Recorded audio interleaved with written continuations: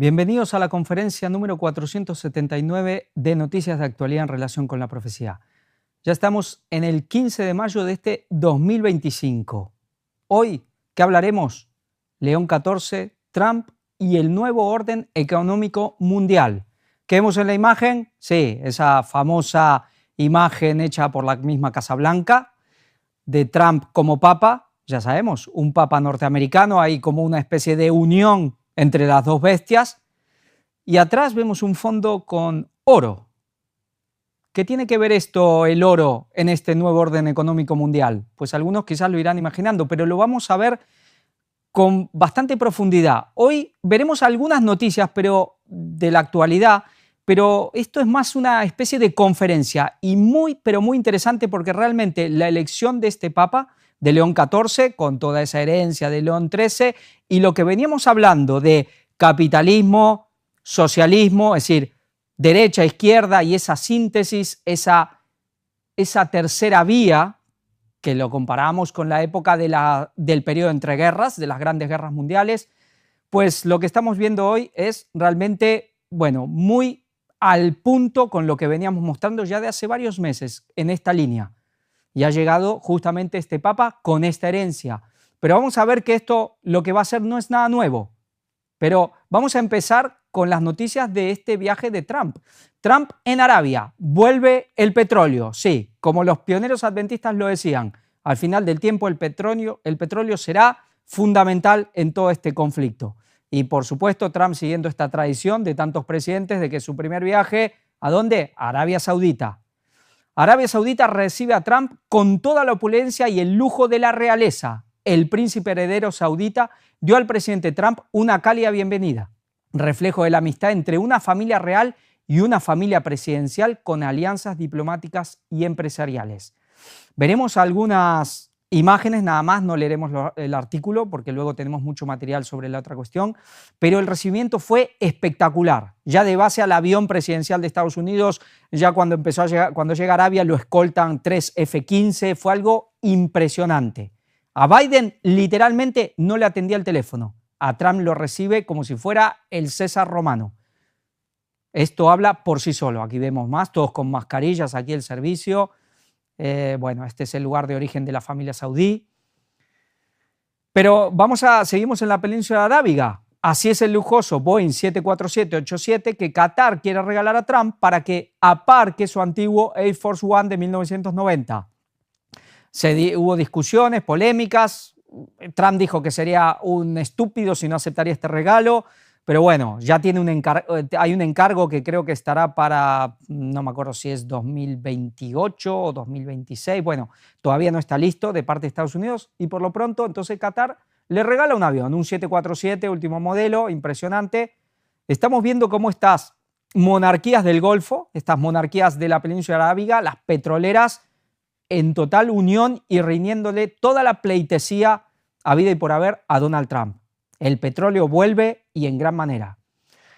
Vamos a ver un vídeo porque hay algo más. Vamos a ver los grandes mercaderes de la tierra. Vamos a ir a ver lo que pasó también en Arabia Saudita.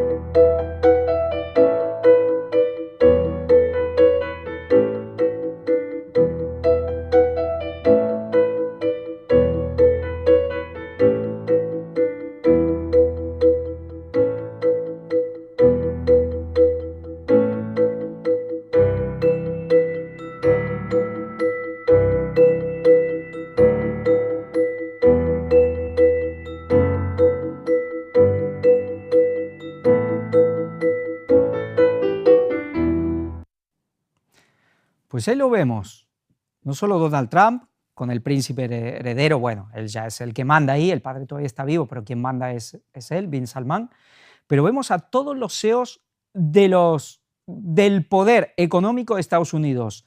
Veíamos a los CEOs de las grandes tecnológicas, de la Big Tech de Silicon Valley, estaba por supuesto Elon Musk, estaba también el CEO de Palantir, la empresa de Peter Thiel, el que hablamos, el peso pesado de Silicon Valley, aquel que viene de familia de Frankfurt, familia judía de Frankfurt, de ahí, de donde vienen tantos, inclusive Donald Trump también, el padre de donde viene, de esa zona, judío, por supuesto, la madre heredera de linaje real sueco, noruego. Bueno, no es un cualquiera Donald Trump, es mucho más que los Biden, los Obama, los Clinton, mucho más. Trump es mucho más que todos ellos. Pero veíamos, aparte de los CEOs de las grandes de Silicon Valley, veíamos al CEO de ¿quién? A Larry Fink, que aquí lo tenemos, BlackRock, CEO de ¿quién también? La CEO de Citi, del Citigroup. Estamos hablando de los grandes. Estamos hablando ya de Rothschild, Rockefeller, estamos hablando de Wall Street, estamos hablando de la Reserva Federal de Estados Unidos, ¿no? Bank of America, Citigroup, BlackRock, Vanguard, sí. La Reserva Federal de Estados Unidos, con toda la casta banquera judía askenazi por detrás. Bueno, y los Rockefeller, que son sefarditas, ya los vimos. Trump realmente, y vamos a ver, porque que Trump tiene su guerra contra la Reserva Federal, contra los banqueros, ¿sí? ¿Seguro? Vamos a ir viendo más. Y aquí vemos una foto también que da mucho que hablar. ¿Quién está al lado? Bin Salman, Donald Trump. ¿Y quién es este? Al-Jolani. Bueno, ahora se cambió el nombre. El presidente de Siria, el que era buscado, el que Estados Unidos daba 10 millones por su cabeza.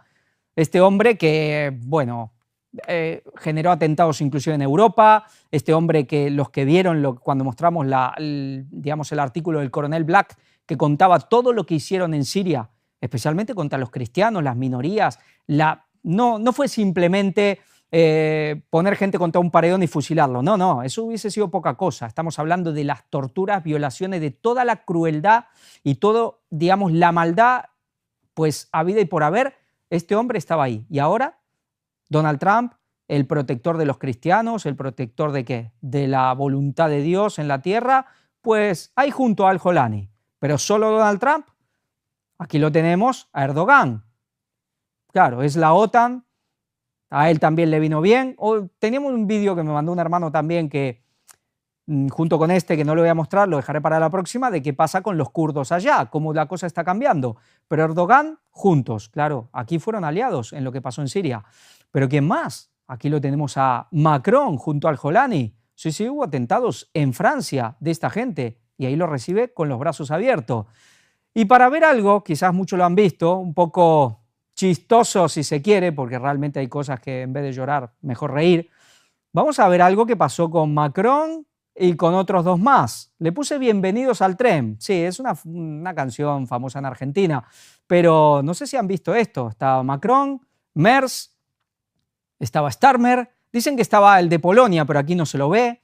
Sí, la cúpula de Europa en un tren, yendo para Ucrania, reunirse con el rey de la fiesta, con Zelensky. ¿Y qué cosas han pasado? Pues miremos esto. Y si no lo vieron, miren las caras, especialmente la de Macron, porque hablan con sí sola y luego las cosas que esconden. Vamos a ver el vídeo. Es ist jetzt viel wärmer. Ich bin wieder in Polen. Es ist durch mein Badezimmer. Wir sind buchstäblich durch Deutschland gekommen und haben es dann nach Frankreich geschafft. Deutsches Schlafzimmer. Wir sind über die Grenze gekommen. Mach ein Foto und danach gönnen wir uns einen kleinen Drink. Ja. Ja.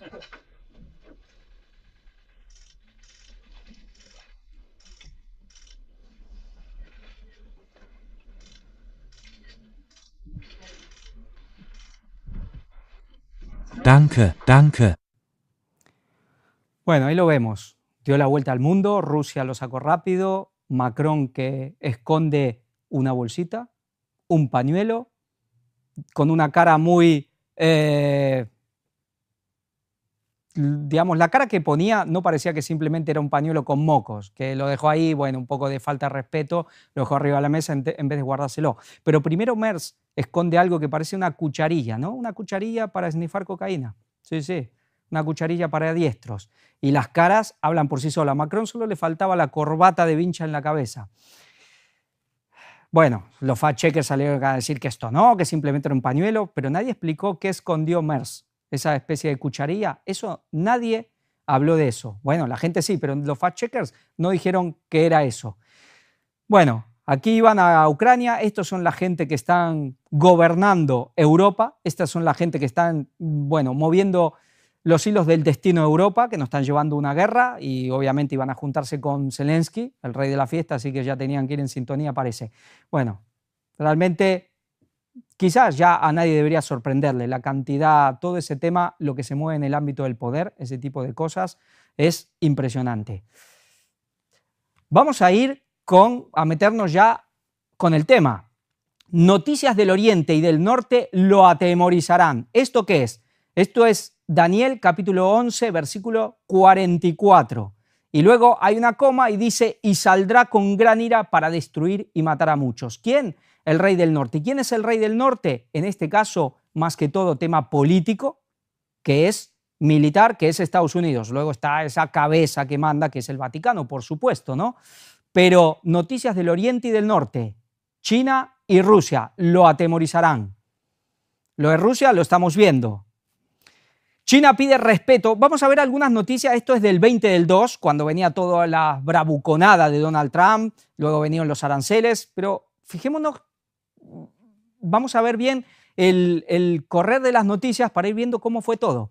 China pide respeto a Estados Unidos para seguir prosperando en mitad de las negociaciones comerciales. Como alguien que le dice, mira, o me respetas o ya te vas a enterar.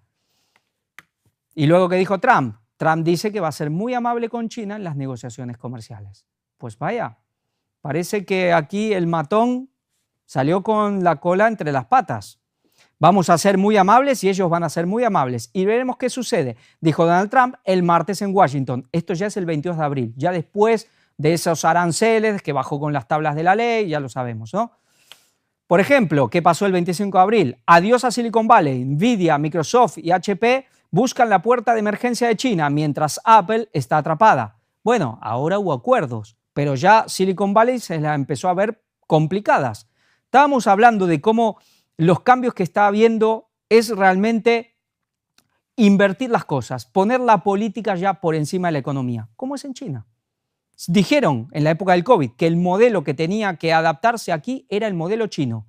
Sí, adentro que hagan lo que quieran, capitalismo salvaje, que se arranquen los ojos las empresas entre ellos, pero lo que manda es la política. El partido es el que manda y el que pone las directrices y el que marca los límites. Pues Donald Trump está queriendo hacer lo mismo. Pero hay una guerra contra los financieros, por ende. BRICS, esto es del 26 de abril. BRICS, China lanza oficialmente un plan para promover su propio sistema de pago. ¿Qué es esto? China oficializa un plan ambicioso para promover su propio sistema de pago internacional.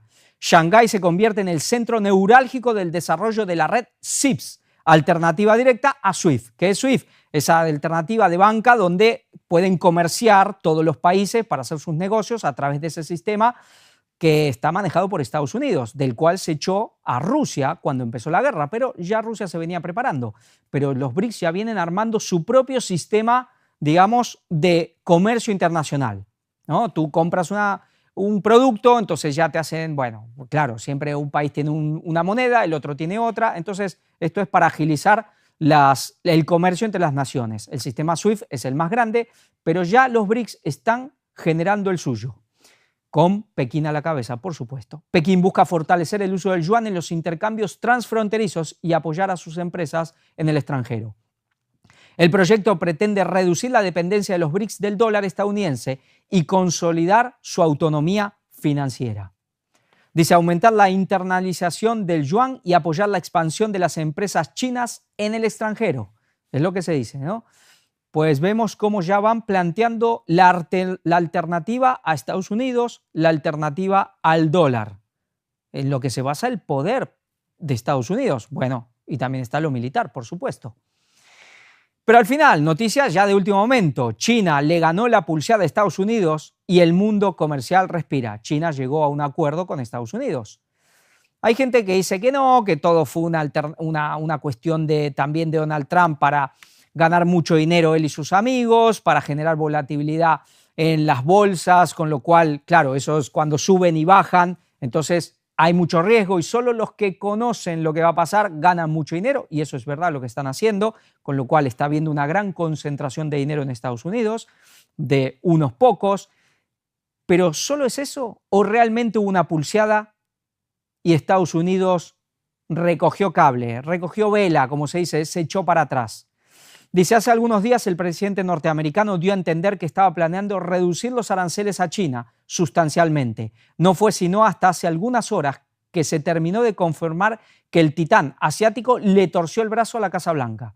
Las negociaciones entre ambos países llegaron a un acuerdo en el que los aranceles de Estados Unidos a China serían reducidos del 145 al 30%, mientras que el país asiático se comprometía a reducir los aranceles del 125 al 10%. Quedó en algo que los dos están contentos. ¿Pero qué es lo que pasó aquí? Dice el gran ganador, nos habla de China. Este es un periódico, algunos tendrán otra opinión. Algunos analistas mencionan que no es casualidad que el acuerdo comercial entre las potencias llegara luego de que Vladimir Putin visitara Pekín y anunciara que los lazos entre ambos países se acrecientan en un escenario global cada vez más fragmentado.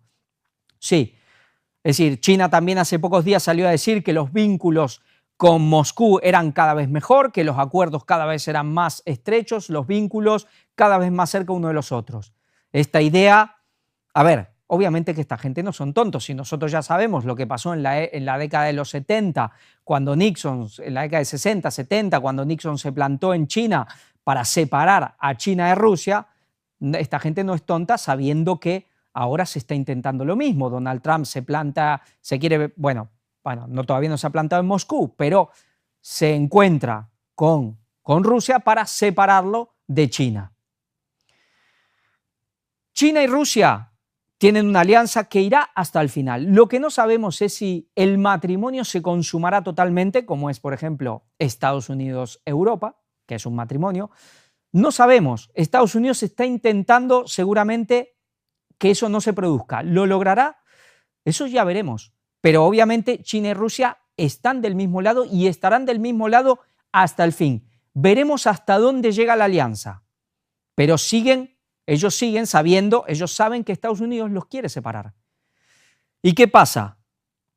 Vemos lo que ha pasado con Rusia. Al final se puede decir lo que quiera. Había un analista muy de Inglaterra, obviamente que decía, no, Rusia no ha ganado la guerra en Ucrania. Pues que digan lo que quiera. Eso es como alguien que diga en Madrid, diga, no, el Real Madrid no perdió la final de la Copa del Rey con el Barcelona. Pueden decirlo, pero ya vimos lo que pasó, el resultado y quién levantó la copa. Esto es lo mismo. Vimos como Rusia le ganó a Ucrania en los primeros 2 meses, se firmó el acuerdo, luego Boris Johnson se plantó con Zelensky y le dijo, no te preocupes, nosotros te vamos a dar todo lo que necesites, la guerra continuó y Rusia ha ganado la guerra. Todavía no está del todo, pero Rusia le ha pegado una paliza al mismo ejército de Estados Unidos. No, es que no era Estados Unidos. A ver, los muertos solo ponía Ucrania, solo apretaban el gatillo, pero además los ucranianos son duros, no son cualquiera. Pero esto prácticamente ha sido una victoria de Rusia militar contra Estados Unidos. Pensemos algo, los misiles hipersónicos de Rusia, a diferencia de los que tiene la OTAN, se pueden maniobrar en pleno curso del misil, con lo cual por eso son indestructibles, por eso no los pueden detener. Es diferente a lo que pasa con los misiles hipersónicos que tiene la OTAN, porque sí hay defensas contra ese tipo de misiles hipersónicos que los pueden interceptar, porque no los pueden maniobrar ya en el aire. Con lo cual, Rusia sabe que le puede poner, digamos, el misil en la cabeza de quien quiera de la OTAN, en los portaaviones, en la ciudad que quiera, y no lo pueden detener. En el caso de Estados Unidos no es igual. Podrían, quizá algunos no, porque son muy rápidos, pero podrían detenerlos los rusos. El poder militar ruso hoy por hoy se ha visto superior al de Estados Unidos. ¿Noticias de qué? Del norte lo atemorizarán. ¿Y de quién más? Del oriente. Antes de entrar en esa guerra comercial, pues el que se echó para atrás es Estados Unidos. El gran poder de Estados Unidos, economía y ejército, pues esa alianza Rusia-China hoy por hoy se está mostrando superior. Poca gente creía que Estados Unidos podía salir ganador de una guerra comercial con China. China tiene un poder económico, tecnológico impresionante. Vemos que ese temor hoy lo estamos viviendo. Es Estados Unidos que está viendo cómo rusos y chinos lo están superando económicamente, militarmente, tecnológicamente. ¿Y qué dice el versículo? Coma, y saldrá. ¿Cuál es la manera de solucionar eso? Salir con gran ira para destruir y matar a muchos. Estamos en esa coma. ¿Cuándo saldrá Estados Unidos con esa gran ira para destruir y matar a muchos? ¿Será mañana? ¿Será pasado mañana? Eso no lo sabemos exactamente, pero es un periodo muy corto. Porque luego, ¿qué dice? Y pondrá las tiendas de su palacio entre los mares en el monte glorioso y santo. ¿Quién? Ahí ya sí, el Vaticano. Y eso ya es con ley dominical. En menos de 3 años Estados Unidos tiene que salir a destruir y matar a muchos. Eso es lo que estamos viviendo, porque esa es la manera que él va a contrarrestar este avance chino-ruso. Esto está al caer. ¿Y dónde? ¿Medio Oriente? Pues todo indica, porque ¿dónde va a poner las tiendas de su palacio? Ahí. Pero eso se puede extender a muchos otros lugares. Estados Unidos e India sellan un frente común contra China en el Indo-Pacífico. Aquí vemos ahora separar ¿a quién? A India de China y también de Rusia. Es decir, a estos 3 gigantes separarlos a unos del otro. J.D. Vance visita al primer ministro indio y ambos acuerdan ampliar la cooperación bilateral en defensa de energía y tecnologías estratégicas. Aquí haciendo sus jugadas ahora con India. ¿Para separar a todos de quién? De China. Y en esta jugada, aquí vemos lo que está pasando. Pakistán e India están en guerra. ¿Quiénes apoyan a cada lado y cuáles son las lecciones que ya pueden aprenderse? Vamos a ver lo que nos dice. Es muy interesante. Es un artículo largo. Leeré algunas partes. Dice, hubo algo más que tradiciones familiares en esa gira. ¿En la gira cuál? En lo que hablábamos de Vance a India. Dice, Estados Unidos quiere asegurarse la alianza de India ante una confrontación con China, que es un adversario común para ambos. La rivalidad entre los dos países más poblados del planeta es una oportunidad que Washington no va a dejar pasar, y de allí la gira de Vance para confirmarla. Pensemos que India es la I de BRICS y es del Oriente. Aquí vemos de lo que nos está hablando. Pero además hay un componente económico. India está recibiendo parte de los capitales occidentales y en particular los de Estados Unidos que salieron de China buscando escapar de las tensiones geopolíticas. Es decir, todas las empresas estadounidenses que tanto se beneficiaban de ya los precios, ya China ya es un país caro, pero la logística, todo el marco de producción que tienen es impresionante y es muy difícil de reemplazar, por eso le sigue siendo conveniente, aunque ya es un país caro, ya los trabajadores cobran muy bien. India es mucho más barato, pero no tiene toda esa infraestructura industrial que tiene China, pero ya se está armando la cuestión para que quizás muchas empresas empiecen a irse para India. Vamos a ir a ver, ahora ha habido un acuerdo por 90 días entre China y Estados Unidos, ya veremos, pero esa guerra continuará y se volverá a la carga. Es por eso que la gira del vicepresidente de Estados Unidos busca encontrarle una salida política a la situación generada por el arancel del 26% que le asignó Trump a la India, más alto que el promedio del resto del mundo, pero bastante menor que el 58% que le impuso a Pakistán. Bueno, dice, vamos a Pakistán. China es su mayor aliado y el proveedor del 81% de las armas que recibió desde el 2020. Pakistán es el receptor de las 2/3 partes de las armas exportadas de China, entre ellas los 150 aviones JF-17, tanques VT-4, fragatas de tipo 54, submarinos tipo Hangor y corbetas clase Asmat. Además, Pakistán permitió que China instale una base permanente con hasta 4.500 efectivos en Gilgit-Baltistán, una zona de cachemira reclamada por India y que pone en curso de coalición a las 3 naciones. Si Nueva Delhi intenta tomar la vía militar de la región. Ya sabemos que es la zona que está en reclamación parte de la India, Pakistán. También hay cuestiones fronterizas con la misma China, que también está ahí, tiene frontera. Es una zona en conflicto. ¿Pero a quién apoya China? A Pakistán. Vemos lo que se está moviendo en este enfrentamiento entre India y Pakistán, que ahora sí hay un alto al fuego, claro, son 2 países atómicos. Cuando hay una guerra entre un país nuclear y otro que no, hay más probabilidades que no se usen las armas nucleares si los dos son nucleares, porque la cosa es quién la tira primero. El riesgo es enorme. Por eso se llegó a un alto al fuego muy rápido, pero esto seguramente volverá. Vamos a ver un poco más. Aquí vemos la zona, las zonas en conflicto arriba, la zona china, la zona gris en conflicto, Islamabad, la capital de Ucrania, de Ay, se me fue. Bueno, de Pakistán. Vamos a ver, dice, el vínculo entre Pakistán y Irán, aquí nos habla entre un vínculo también entre Pakistán e Irán, también hay un vínculo entre Pakistán y Afganistán, porque es tierra de nadie esa frontera, que a su vez tiene aliado en común, podría canalizar esta eventual yihad contra India como refuerzo a la posición pakistaní para su instalación ante su adversario y la violencia que aún se ve una vez logrado el cese del fuego. Sí, también hay cuestiones con Irán, pero Pakistán es suní y también está muy ligado muchas cosas a Arabia Saudita. Hay un total fuego cruzado en Pakistán. Hay cuestión China, hay cuestión India, hay cuestión iraní, pero también hay cuestión de Arabia Saudita. Y si hablamos de Arabia Saudita, también es cuestión ¿de quién? De la OTAN. Es totalmente un fuego cruzado. Es una tierra, es un equilibrio de poderes ahí, que es donde Dios también mueve sus hilos para trastornar los planes. Para corroborarlo, hay un acercamiento entre los integristas musulmanes cachemires y el grupo terrorista proiraní Hamas. La prensa israelí reveló un vídeo tomado en los días previos a la masacre de Palaham que hace que ese lazo es real y concreto. Bueno, con Hamas también. Aquí vemos Pakistán, la zona de Afganistán, una frontera que es tierra de nadie, y la zona al norte de Cachemira. Aquí vemos, bueno, poco más. Aquí, por ejemplo, nos dice, cerremos con una pregunta clave. Solo hay un beneficiario y es el nacionalismo y el integrismo religioso en India y Pakistán, pero en términos económicos y humanos, el costo a pagar por esas narrativas es excesivamente ruinoso. Es decir, de todo este conflicto, dice, los que salen beneficiados son los grupos más fanáticos, nacionalistas y religiosos.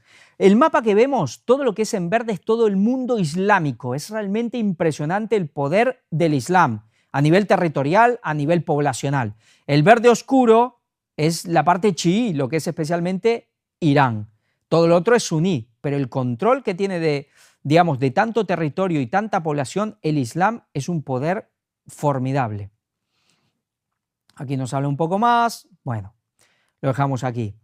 Pero cuando pensamos en Pakistán, hay alguien que es muy aliado, que tiene muchos vínculos. Hay un país que está lleno de pakistaníes, un país europeo, y ese país es, ¿quién? Inglaterra o Gran Bretaña. La mano oculta, MI6, MI5 y RAW como catalizadores de la inestabilidad en Pakistán, inteligencia británica, eso es lo que nos está diciendo. El MI6 en particular ha sido acusado de utilizar a Pakistán como teatro para la guerra de poderes. Trabajando en conjunto con el MI5 se dedican a la contratación de agentes locales, financistas y grupos militantes para crear división y desorden. Su papel no se limita a la mera vigilancia o reunión de inteligencia. Al parecer están involucrados en el consumo activo de insurrección.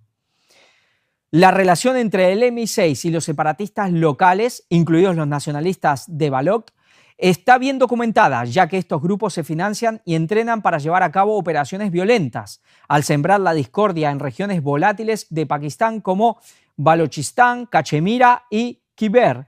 También Pakhtunkhwa, el KPK, y el MI6 y el MI5 esperan desestabilizar al Estado desde dentro. Ya sabemos que Pakistán ha sido algo creado prácticamente por Londres, partido en esa independencia de la India cuando eran toda una sola nación, los hindúes por un lado, los musulmanes por el otro, el Lord Mountbatten que estuvo ahí, de la familia real, el gran mentor del rey actual, que luego lo mataron los del IRA, el grupo terrorista de Irlanda del Norte.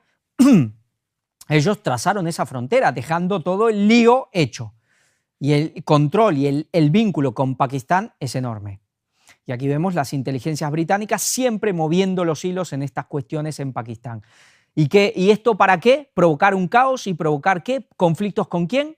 Con China. No solo la cuestión de India y Pakistán. Eso metería en el medio ¿a quién? A China, el principal aliado militar de Pakistán. Vemos cómo todo se está jugando. Hoy llevo meses oyendo a los grandes analistas de geopolítica diciendo que el gran enemigo de Donald Trump es Londres. ¿Seguro? ¿O es el gran aliado? ¿O sigue siendo el gran aliado Londres de estas políticas?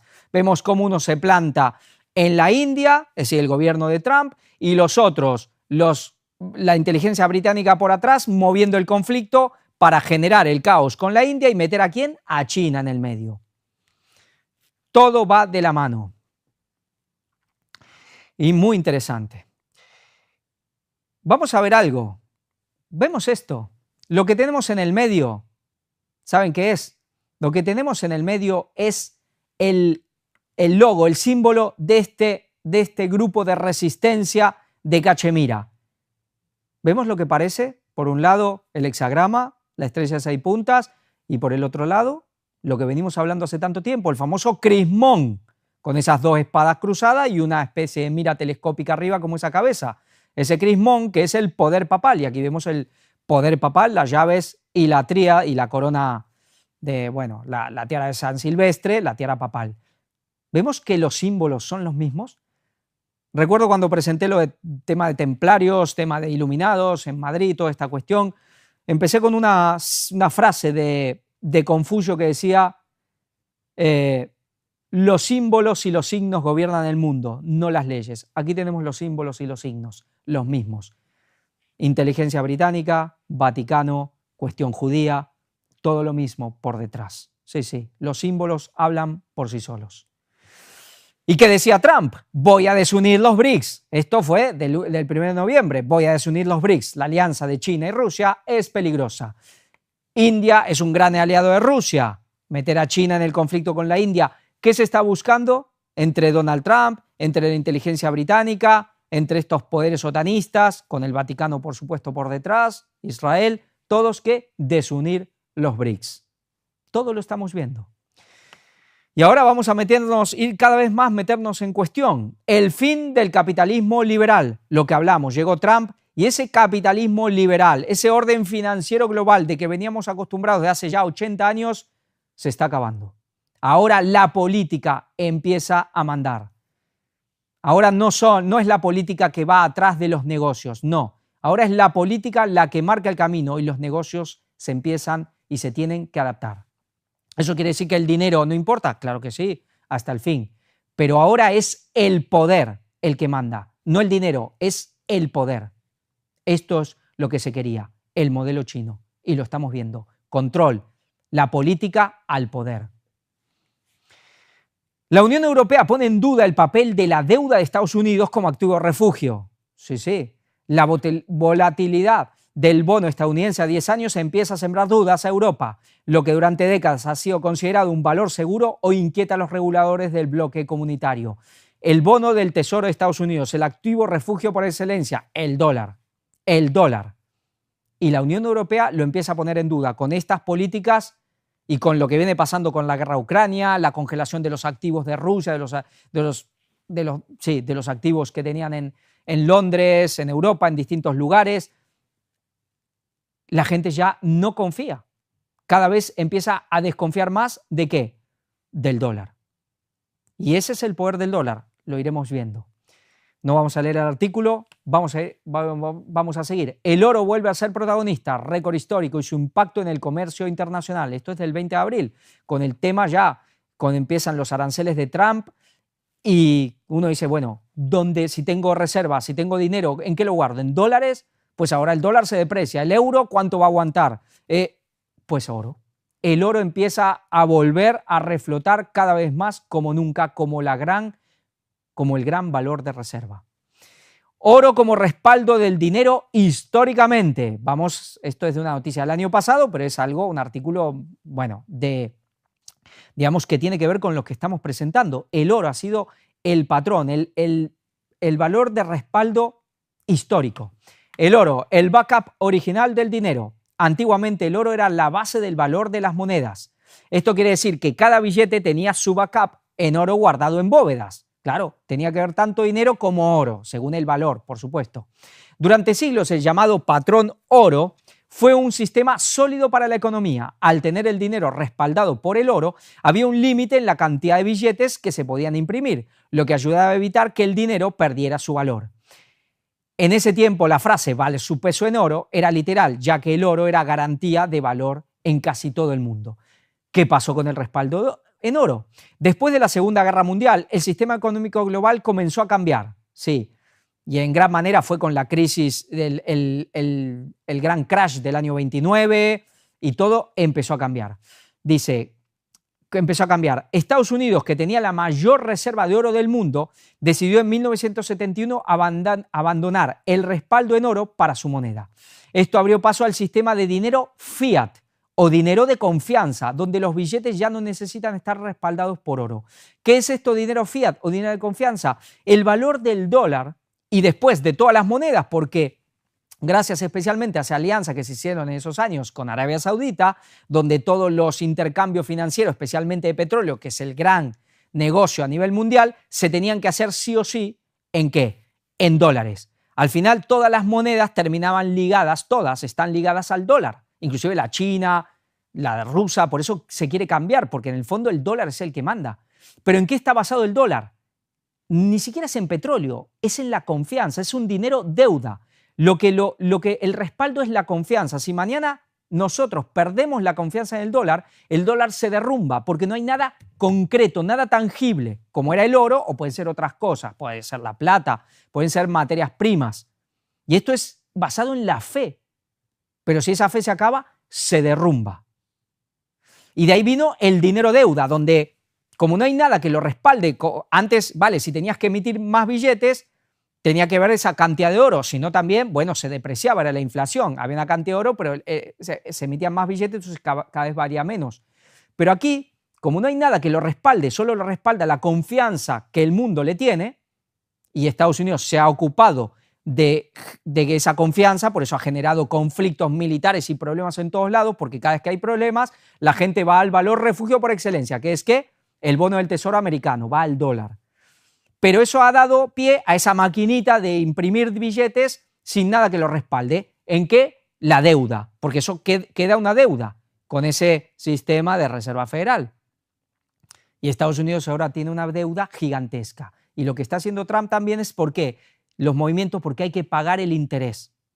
El interés que tiene Estados Unidos de la deuda es más que el que invierte en armas, en educación y en cualquier otra cosa, lo que tiene que pagar por año en intereses. Y Europa y todos los países.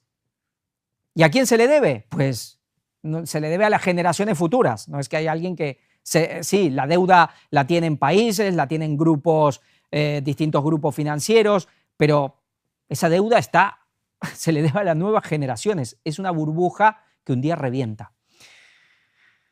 Con el tiempo los países comenzaron a imprimir dinero en base a su economía, pero sin un respaldo físico. Aunque esto facilitó el crecimiento económico, también hizo que el dinero sea más vulnerable a crisis e inflaciones. Inflación, crisis, volatilidad y además imprimir dinero a lo loco, dinero que cae del cielo. ¿Y eso genera qué? Pues ahí vamos a ir viendo. Neoliberalismo, la raíz ideológica de todos los males. Desde el colapso económico hasta el desastre ambiental, pasando por el ascenso de Donald Trump, el neoliberalismo ha desempeñado un papel en todos ellos. ¿Cómo es posible que la izquierda no haya planteado una alternativa? Porque están en el mismo juego. ¿Qué es este neoliberalismo? Este tema de este capitalismo salvaje, de imprimir dinero a lo loco, todo es el beneficio, todo es el dinero. Y claro, ¿qué dice la Biblia? El amor al dinero es la raíz de todos los males. Y si tú tienes un sistema que puedes imprimir dinero infinitamente, después hay que pagar intereses, claro, y todos lo pagamos. Pues esto es un plan maestro de Satanás. Y esto ha generado también toda esta perversión moral absoluta del mundo, donde todo vale por dinero. Y como dice la Biblia, la raíz de todos los males, el amor al dinero. Y esto es una frase que se viene diciendo mucho, que empezamos a oír hace mucho, este neoliberalismo. Y aquí tenemos, cuando comienza en gran manera ese neoliberalismo, pensemos y quedémonos con esto, ¿por qué? Donald Trump y Margaret Thatcher. ¿Y quién había al lado de Donald Trump, totalmente aliado a Donald Trump? Había alguien que se viste de blanco, ¿no? Interesante. La sorprendente historia de la Reserva Federal de Estados Unidos. El 23 de diciembre de 1913, el entonces presidente de Estados Unidos, Woodrow Wilson, promulgó la Ley de la Reserva Federal, creando el Banco Central que celebra su centenario este mes. Claro, el año anterior hundieron un barco lujoso, hermoso, donde iban ciertos grandes magnates, lo hemos mostrado también. ¿Para qué? Para oponerse a la creación de la Reserva Federal, y por eso lo hundieron directamente. Le vendieron el ticket. Morgan, que era el gran JP Morgan, que era el dueño del astillero, en el último momento se bajó del barco. Muy bien por él. En ese edificio solemne que un grupo de economistas designados, no electos, se reúne para tomar decisiones que impactan tanto en los habitantes de este país como en millones de personas en el mundo. Sí, las decisiones económicas de Estados Unidos las toman grupos de economistas que se designan, no se eligen. Desconfianza. Los inicios del siglo XX estuvieron marcados por una sucesión de pánicos financieros y el peor ocurrió luego del terremoto de San Francisco en 1906. El desastre llevó a un grupo de políticos y economistas a reunirse en secreto en 1910 bajo el pretexto de una expedición de caza en la isla remota de Jekyll, en el estado de Georgia. El objetivo era diseñar un sistema bancario central, por lo cual habían matado ya a más de un presidente. Se trató del tercer intento de crear una institución de ese tipo. El primer banco central centralizado fue establecido por Alexander Hamilton durante la presidencia de George Washington en 1791. A pesar de la dura oposición de Thomas Jefferson, el banco duró solo 20 años. Thomas Jefferson, Benjamin Franklin y la mayoría de los grandes padres fundadores de Estados Unidos se oponían a esto.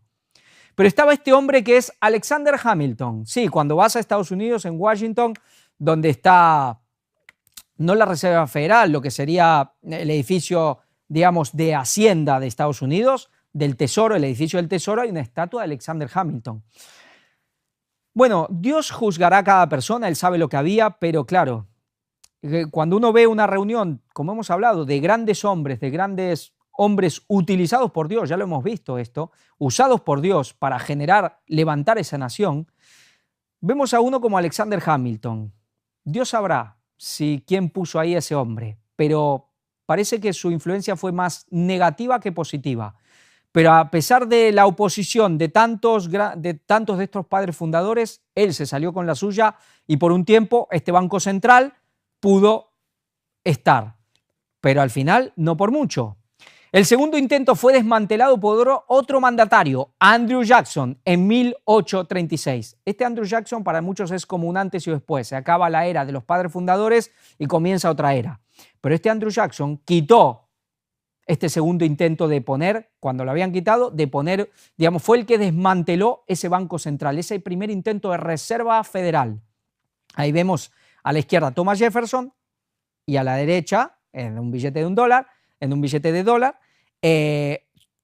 lo vemos a Andrew Jackson. ¿Y por qué es importante Andrew Jackson? Dice, luego lo vamos a ver. El papel central nos habla de la Reserva Federal, cómo se administra la Reserva Federal. Dice, porque luego ya en 1913 se pudo imponer. El papel central corresponde al Comité Federal del Mercado Abierto, Federal Open Market Committee, integrado por 12 presidentes de bancos regionales de diferentes puntos del país que corresponden a la realidad agrícola, industrial y financiera del país en 1913. Es decir, se reunieron 12 banqueros de 12 bancos y fundaron la Reserva Federal, con Bank of America en ese momento a la cabeza, que hoy es parte de los Rothschild. Sí, ¿de quién? De BlackRock, de Vanguard, por ejemplo, por ende de Rothschild, de Rockefeller y de toda esa gente. Esos 12 miembros, junto a otros 7 gobernadores en Washington, forman parte del comité que decide la política monetaria y otorga préstamos de emergencia a instituciones financieras. Sí, hay una parte de poder político, pero es una entidad privada de los grandes banqueros de Estados Unidos y que con el tiempo todos esos grandes bancos de Estados Unidos, esos grandes grupos financieros han sido totalmente conquistados por esa City de Londres, con Rothschild y todos esos banqueros de Frankfurt, judíos askenazi, a la cabeza.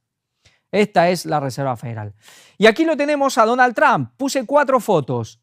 Él siempre se las ingenia para que la foto esté de una manera que se vea a este expresidente de Estados Unidos, que es ¿quién? Andrew Jackson, que tiene algo en común, lo intentaron matar. ¿Por qué?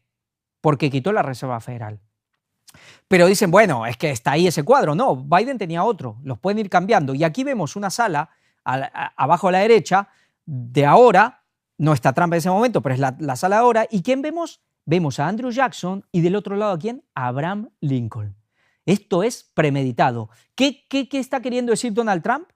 ¿Y qué pasó con Abraham Lincoln? Lo mataron por esta causa también, porque se oponía al Banco Central, a la Reserva Federal. Y ahora aparece Donald Trump reivindicando la figura de estos hombres que se opusieron y se jugaron la vida por por oponerse a la Reserva Federal. Podría poner el de Kennedy también, que por eso lo mataron, entre otras cosas, pero también por eso lo mataron. ¿Esto quiere decir que Trump está en contra de la Reserva Federal? Pues es lo que parece, ¿no? Es lo que parece, está en contra de todos estos grandes magnates. Sí, pero lo veíamos de la mano. ¿Y por qué la Reserva Federal le dio el apoyo para la candidatura, para la presidencia en este año? Porque uno puede decir, bueno, lo apoyaron en el 2016, no sabían, como Kennedy, lo apoyaron, pero luego Kennedy se les da vuelta, porque se les dio vuelta a todo este poder católico, judío, financiero, y así le fue. Bueno, es que lo voltearon porque al final se les dio vuelta, pero ¿por qué lo vuelven a poner? Si ya sabían, ¿por qué lo vuelven a poner? ¿O es que Donald Trump esto no se lo esperaban? Vamos a seguir viendo. ¿Qué dice el proyecto 2025 sobre la Fed?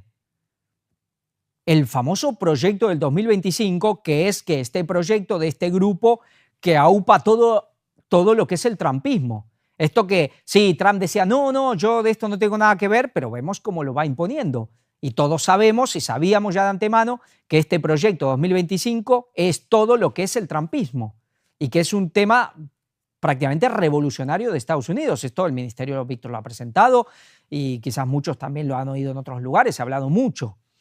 Pero vamos a ver algo, porque ¿qué dice de la Reserva Federal? Dice, el capítulo es decididamente, hay uno de los capítulos, anti-Fed, anti-Reserva Federal.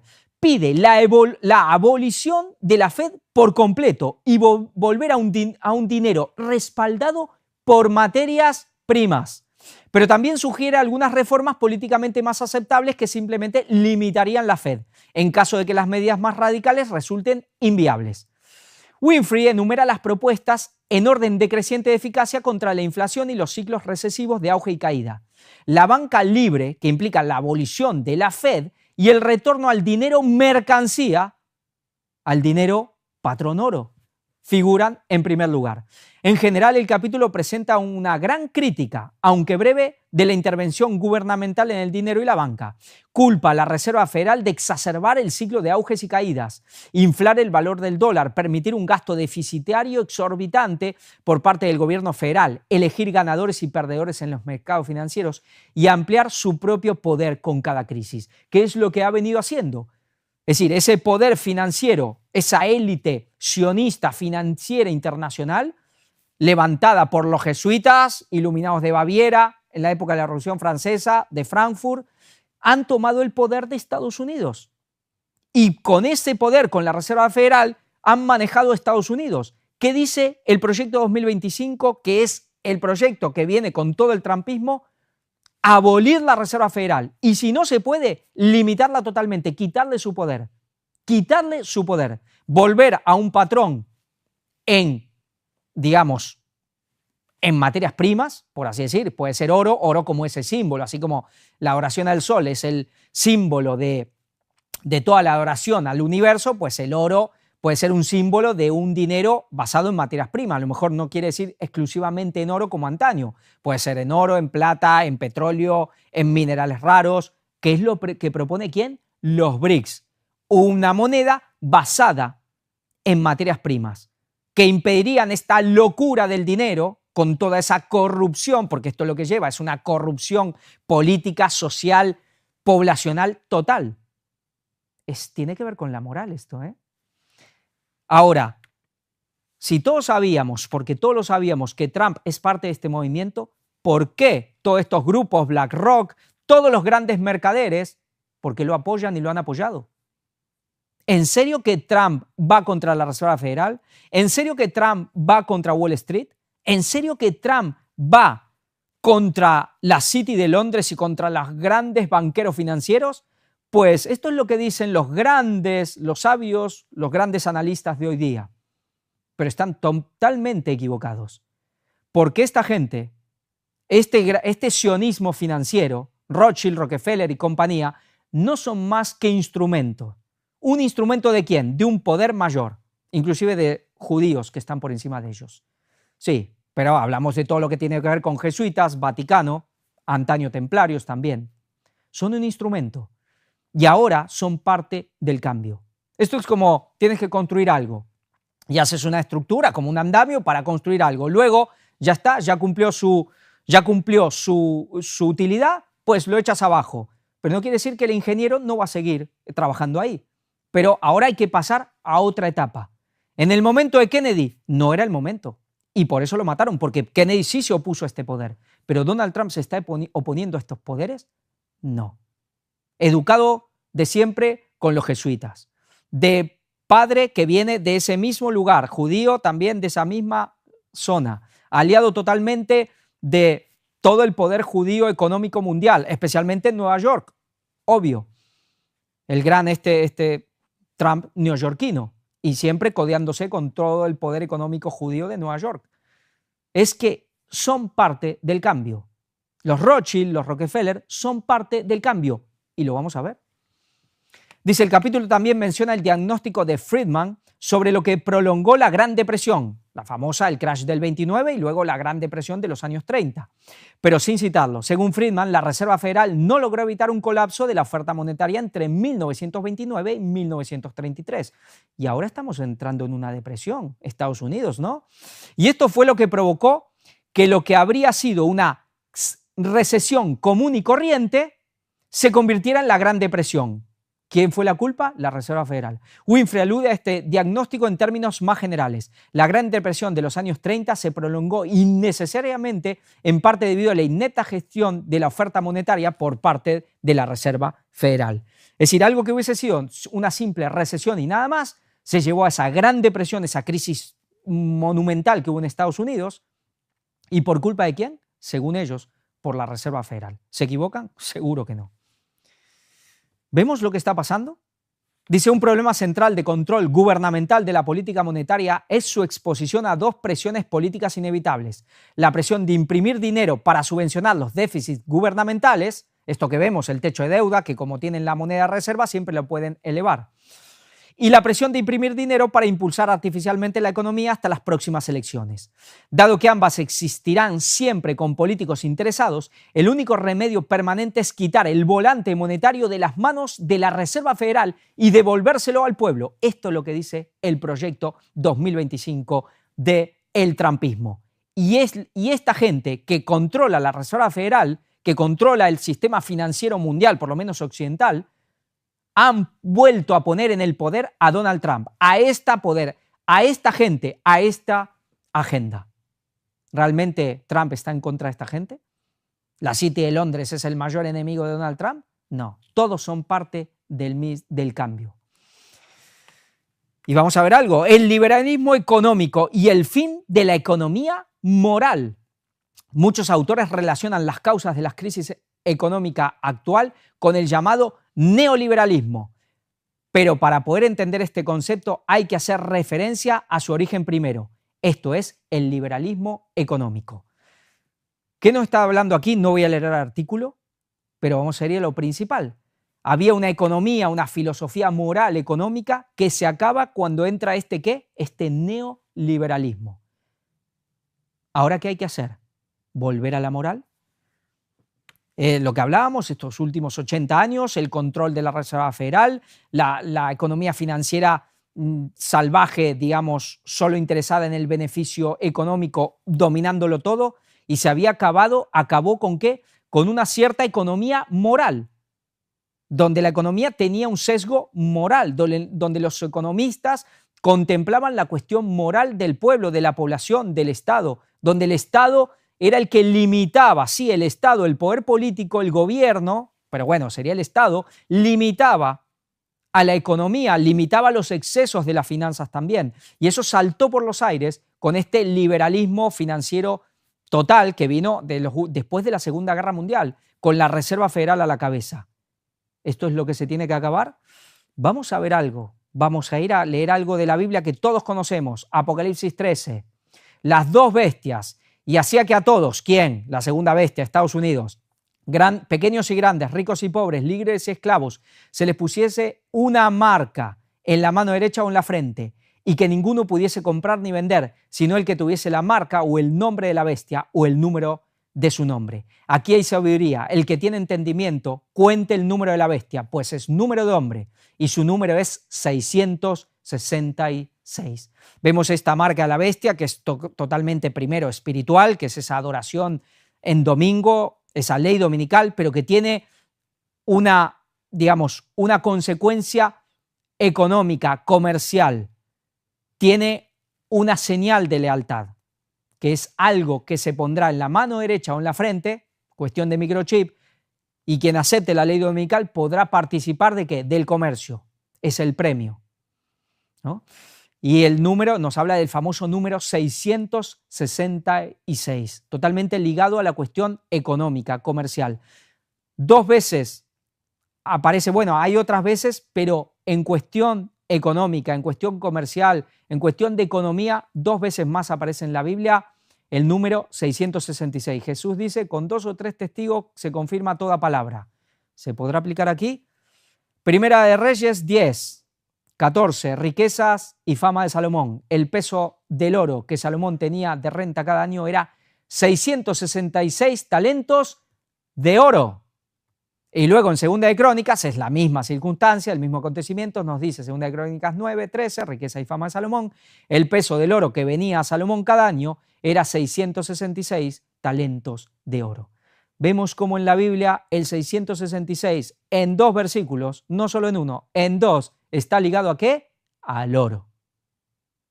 ¿En qué va a estar ligado ese nuevo sistema económico, esa nueva moneda, aunque sea el dólar, pero este cambio de paradigma financiero económico en oro? Es decir, en materias primas, una vuelta a la moral y, por supuesto, vamos a la vuelta a la moral y ya a la recta final. Y vamos a lo que hablamos al principio, León XIV. ¿Quién fue León XIII y por qué el nuevo Papa ha elegido seguir su legado? Sí, Víctor está presentando, pero vamos a ir más que todo con el terreno de lo que estamos hablando. Dice, el papado de León XIII se caracterizó por una apertura prudente al mundo moderno, un enfoque que contrastaba con el conservadurismo de Pío IX. Aunque mantuvo la condena al liberalismo radical y al secularismo, buscó un diálogo constructivo con los gobiernos y las sociedades de su tiempo. Empezaban esas sociedades liberales. A continuación se detallan los aspectos claves de su pontificado. Doctrina social de la Iglesia y Rerum Novarum. La encíclica Rerum Novarum, 1891, es su legado más perdurable. En ella, León XIII abordó la cuestión obrera, criticando tanto el capitalismo desenfrenado como el socialismo marxista. Ni un extremo ni el otro. Tesis, antítesis, síntesis. ¿Tenemos al Papa de la síntesis? Ni izquierda ni derecha. Lo venimos diciendo de hace años en coloquios, lo que se viene presentando en las noticias. El papado no es ni comunista ni capitalista. La doctrina social de la Iglesia es otra cosa. Y aquí se sentó las bases de la doctrina social de la Iglesia, criticando tanto a la derecha como a la izquierda, al socialismo como al capitalismo, pero tenía de ambos un punto medio. Defendió los derechos de los trabajadores, incluyendo un salario justo, condiciones laborales dignas y el derecho a formar asociaciones o sindicatos cristianos, lo que sí se viene presentando hace tanto tiempo en el ministerio, el tema de los sindicatos. Al mismo tiempo reafirmó el derecho a la propiedad privada, pero como dijo Francisco, pero no es algo prioritario, es secundario, tiene que estar ligada a cuestiones más importantes, no es algo sagrado, no. Pero esto era por, digamos, esa condena al socialismo. Pero para ellos la propiedad privada no es absoluta, no es como lo dice la Biblia. Y la importancia de la familia y la religión en la sociedad, ¿nos suena? Este documento sentó las bases de la doctrina social de la Iglesia, influyendo en movimientos sociales y políticos cristianos en todo el mundo. Vamos a ver un poco. Dice en la encíclica Rerum Novarum, León XIII abordó la cuestión obrera, criticando tanto el capitalismo desenfrenado como el socialismo marxista, defendiendo los derechos de los trabajadores y proponiendo una solución intermedia basado en la justicia social. Algo que habla todo el mundo, inclusive la Iglesia Adventista. La justicia social es doctrina social de la Iglesia Católica, esa vía intermedia. Recordamos cuando hablábamos de ese fascismo, esas políticas autoritarias del periodo entre guerras de hace 100 años, eran la vía media, la tercera vía. Algo que no era ni izquierda ni derecha, que iban contra el materialismo. El socialismo y el capitalismo son materialistas. En el fondo, pongámoslo en el buen sentido, los que tienen buena intención quieren resolver los problemas, que son la cuestión de los bienes materiales de la gente, unos por un lado y otros por el otro. Uno más a lo social, todo es de todos, por así decir, toda una repartición, y el otro a un nivel individual, que cada uno pueda conseguirse sus bienes materiales. Pero son materialistas. Su lema es: solo de pan vive el hombre. Jesús dijo: no solo de pan vive el hombre. ¿Qué planteaban las políticas fascistas, esas tercera vía del periodo entre guerras? Había algo más. No era solo una cuestión materialista. Lo más importante eran cuestiones, dentro de todo, espirituales, morales, cuestiones de familia, de tradición, de la tierra, de la nación. Sí, muy nacionalistas. Pero no eran materialistas. Doctrina social de la Iglesia Católica. Nos habla la crítica al capitalismo y al socialismo. La postura de León XIII, defensa de los derechos de trabajadores, promoción de la justicia social, reconocimiento de la propiedad privada. Luego nos habla de un legado. Vamos a hablar un poco y ahora vamos a meternos con el Papa Francisco, el que se acaba de ir. La economía de Francisco. ¿Qué es la economía de Francisco? La economía de Francisco se inspira en la filosofía del Papa Francisco, promoviendo un modelo económico más humano, inclusivo y sostenible, que busca beneficiar a todos los miembros de la sociedad, especialmente a los más vulnerables. El concepto de capitalismo inclusivo, impulsado por el Papa Francisco y varios líderes empresariales, busca hacer del capitalismo una herramienta más inclusiva para el bienestar humano, integral, superando una economía excluyente y reduciendo la brecha de desigualdad. Es el capitalismo inclusivo, la economía de Francisco. Dice el capitalismo inclusivo, impulsado por el Papa Francisco y el Vaticano, busca que el capitalismo genere valor a largo plazo que beneficie a todas las partes interesadas: empresas, inversores, empleados, clientes, gobiernos, comunidades y el planeta. No es romper, no es totalmente anticapitalista, pero es un nuevo tipo de capitalismo mezclado con el socialismo. Es una síntesis.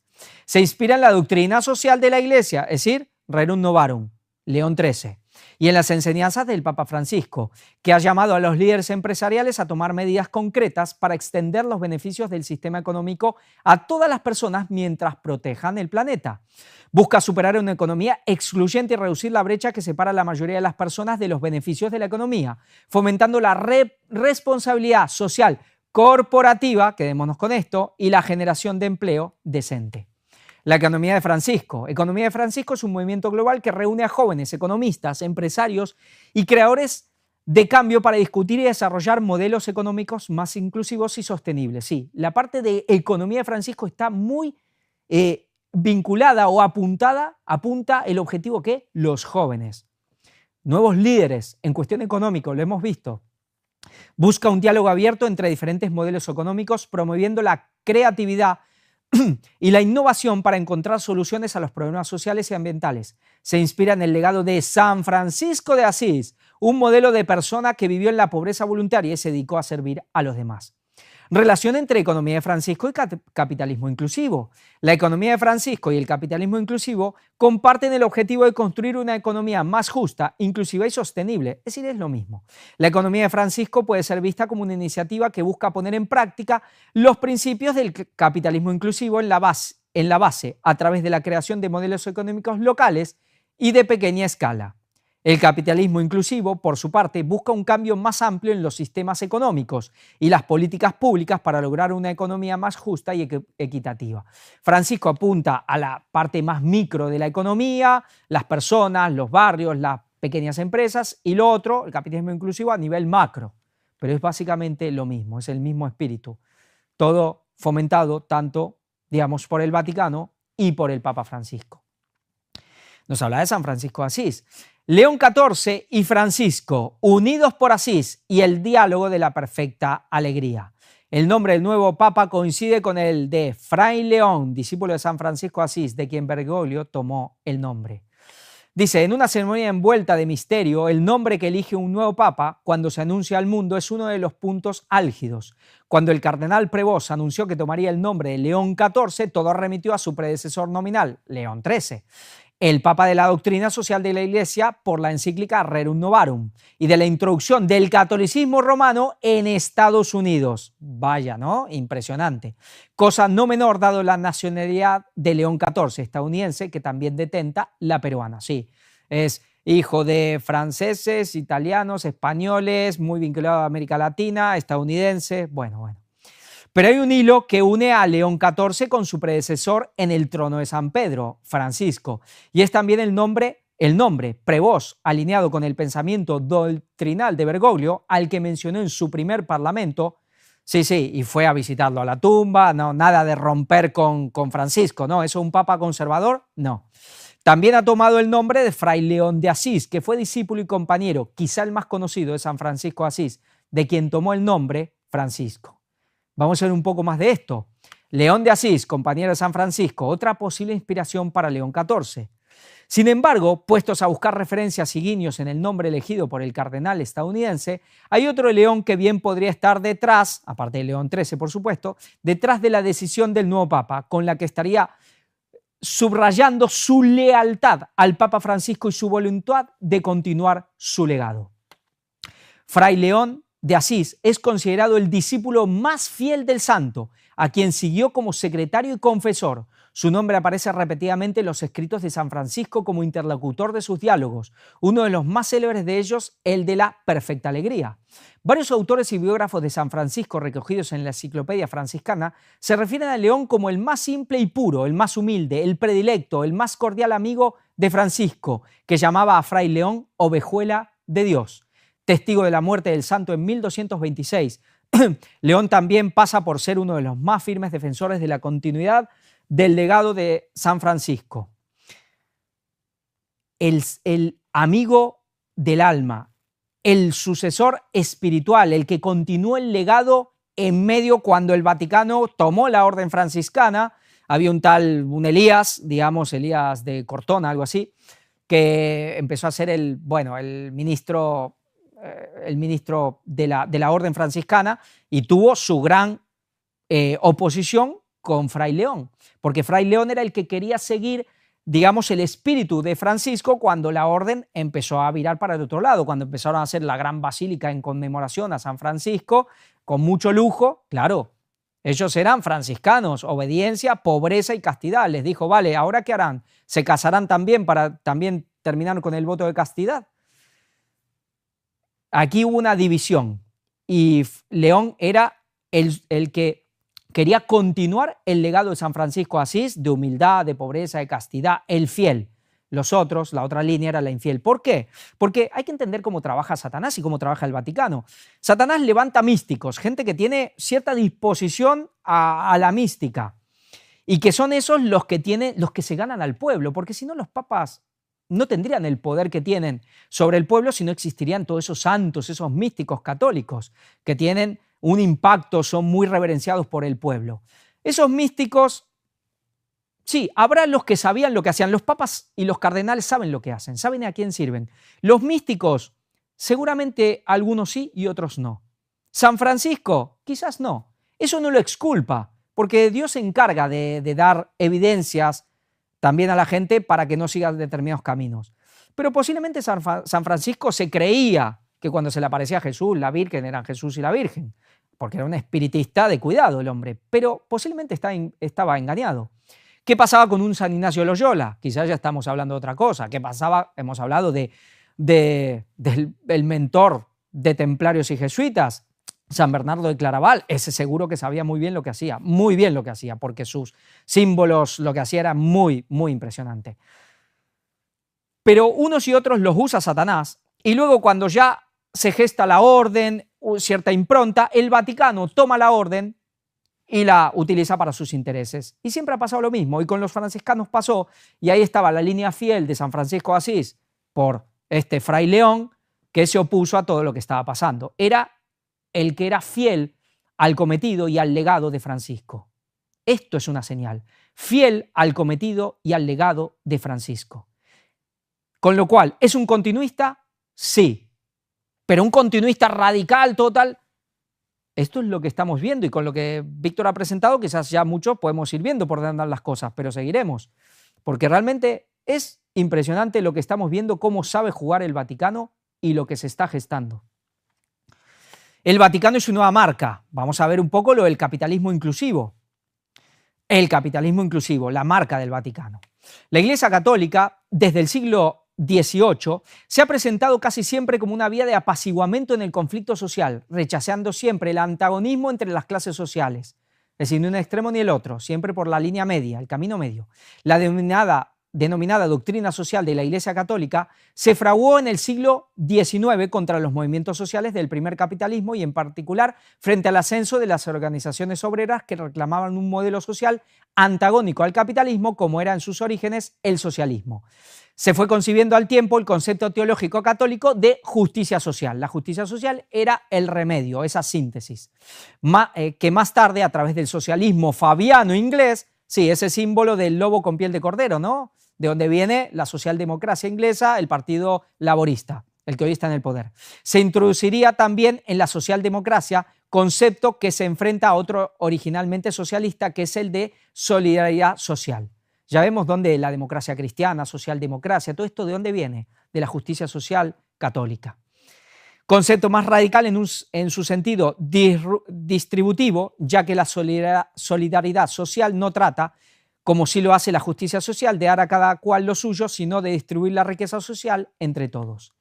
Desde la encíclica Rerum Novarum de 1891 de León XIII, esta muy antisocialista, casi todos los papas han escrito encíclicas donde hacen llamados a la fraternidad universal, la caridad y la justicia social. Particularmente fue prolijo en estas encíclicas Juan Pablo II, ya que había estado muy vinculado al sindicato Solidaridad de Polonia e intentó, sí, para derribar el bloque soviético. ¿Junto a quién? A Ronald Reagan. Pese a su carácter reaccionario en lo moral, desarrollar un discurso antineoliberal y desarrollar un discurso antiliberal. Juan Pablo II, que era la plañidera de todos los dictadores y de los estadistas más reaccionarios de su tiempo, siempre que era invitado en sus viajes tan publicitados, solía lanzar peroratas encendidas contra el neoliberalismo, que mezclado con la defensa de la vida, la reprobación de la contraconcepción y el uso del condón en tiempos del SIDA. Sí, muy antineoliberal, pero era totalmente ligado al poder, justamente al gobierno más famoso por ser el más neoliberal de Estados Unidos, Ronald Reagan y Margaret Thatcher.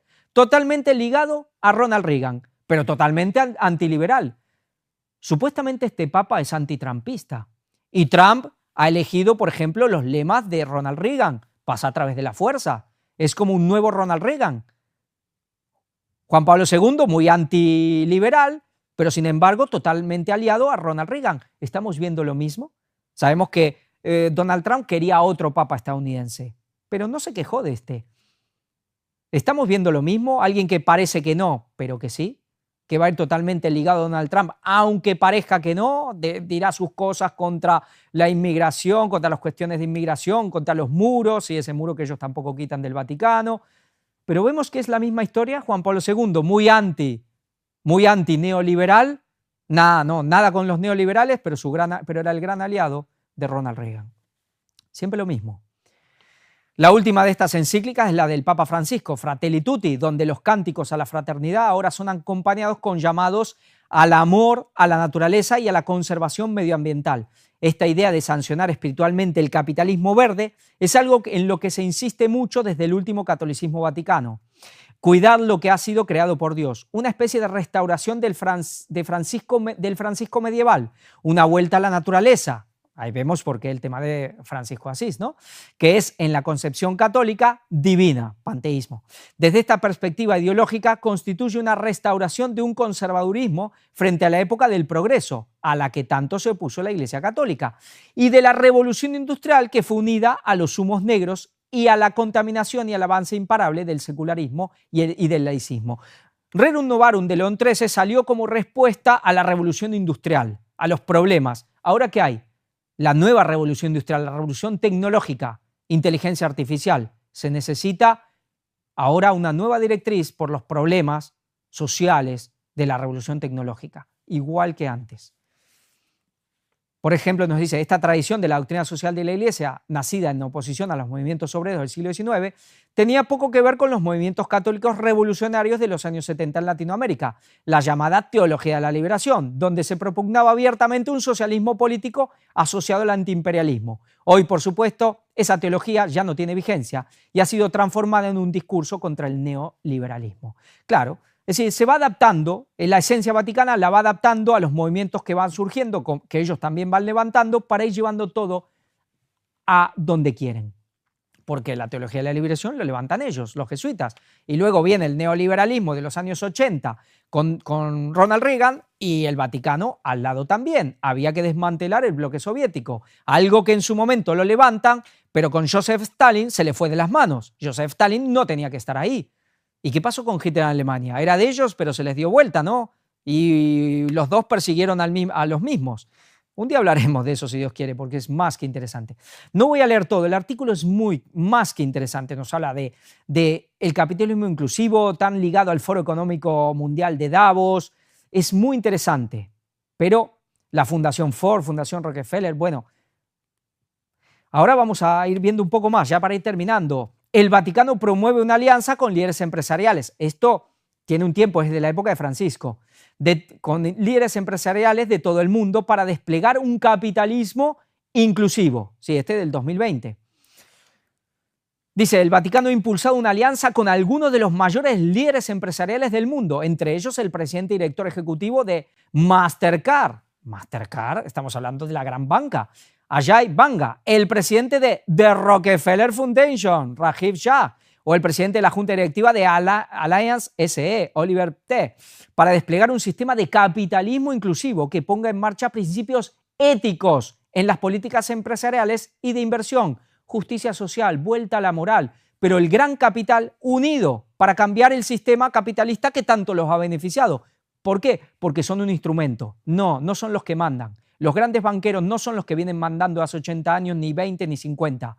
Son un instrumento y ahora son parte del cambio. Se trata de un proyecto que pretende reformar el sistema capitalista desde dentro y transformarlo en una fuerza potente para el bien de la humanidad, según sus organizadores, bajo la orientación moral de su santidad el Papa Francisco y su eminencia el cardenal Peter Turkson, quien lidera el dicasterio del Vaticano para la promoción del desarrollo humano. Ya veremos ahora quién ocupará este lugar. E inspirado por el imperativo moral de todos los credos, el Consejo invita a compañías de todos los tamaños a aprovechar el potencial del sector privado de construir una base económica más justa, inclusiva y sostenible para el mundo. Se lee en la nota de prensa. Según su propia definición, se trata de una organización global sin fines de lucro creada bajo el auspicio del Vaticano con la orientación moral del Papa Francisco.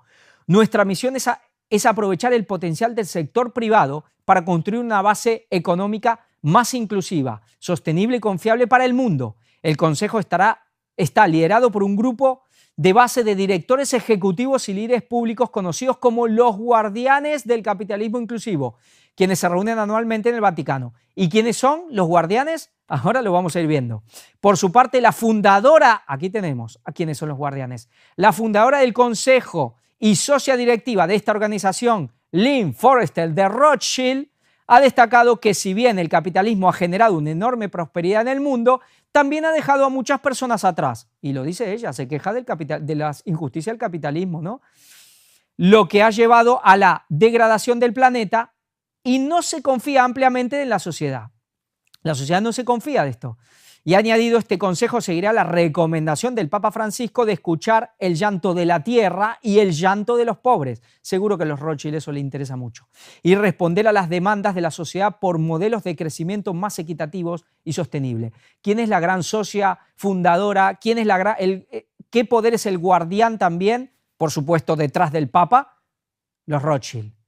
El gran capital. Sí, estos son los más ricos del mundo. No, algunos dicen, no, es que hay cierta gente que dice, no, los Baruch, nadie los conoce, pero esos son mucho más. Una persona que fue de inteligencia, que dicen que nunca se deja de ser.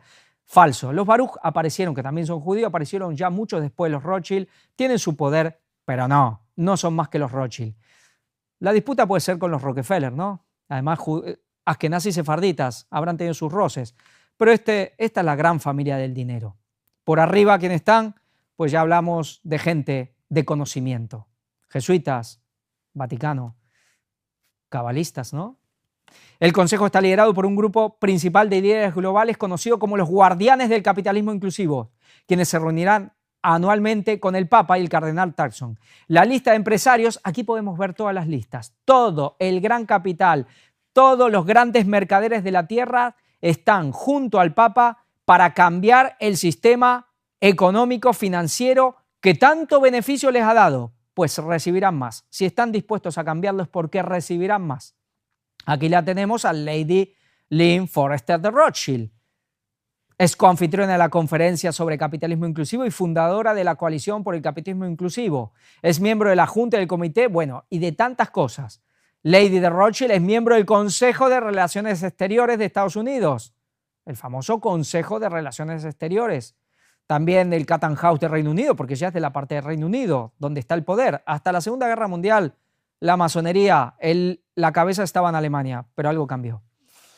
Bueno, y aquí la vemos. Sí, nada menos. Y aquí lo vemos al Papa junto al Lady Lynn Forrester de Rothschild.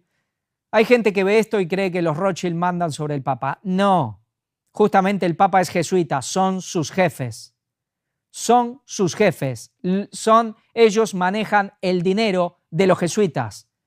¿Y de dónde salió ese dinero jesuita? Sí, de las reducciones jesuíticas del Paraguay.